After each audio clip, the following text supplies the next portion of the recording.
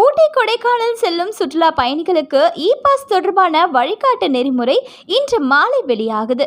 ஊட்டி கொடைக்கானல் போன்ற சுற்றுலா தலங்களில் கோடை விடுமுறை காலத்தில் அதிக அளவிலான சுற்றுலா பயணிகள் குவிவதால் சுற்றுச்சூழலுக்கு பாதிப்பு ஏற்படும் அப்படின்ட்டு கொரோனா காலத்தை போல இ பாஸ் நடைமுறையை பின்பற்ற சென்னை உயர்நீதிமன்றம் உத்தரவிட்டிருக்கு. நீதிமன்றத்தின் உத்தரவின் அடிப்படையில் கொடைக்கானல் ஊட்டிக்கு செல்லும் பயணிகளுக்கு வரும் மே 7ஆம் தேதி முதல் ஜூன் 30ஆம் தேதி வரை இ பாஸ் கட்டாயம் என அறிவிக்கப்பட்டிருக்கு. விடுமுறை காலம் என்பதால் ஊட்டி கொடைக்கானலில் சுற்றுலா பயணிகளோட எண்ணிக்கை அதிகரித்து காணப்படுகிறது. இதனால் வாகன நெருக்கடி உள்ளிட்ட பல்வேறு இடைஞ்சல்கள் காரணமாக கொரோனா காலத்தில் இருந்தது போன்றே இ பாஸ் நடைமுறையை வகுக்க தமிழக அரசு திட்டமிட்டிருக்கு.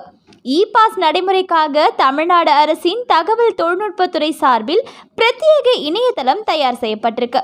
பொதுமக்கள் தங்களோட பெயர், ஆதார் எண், சொந்த வாகன எண், செல்போன் எண் உள்ளிட்ட விவரங்களை சமர்ப்பித்து இ பாஸை டவுன்லோட் செய்து கொள்ளக்கூடிய வகையில் இந்த இணையதளம் உருவாக்கப்பட்டிருக்கு.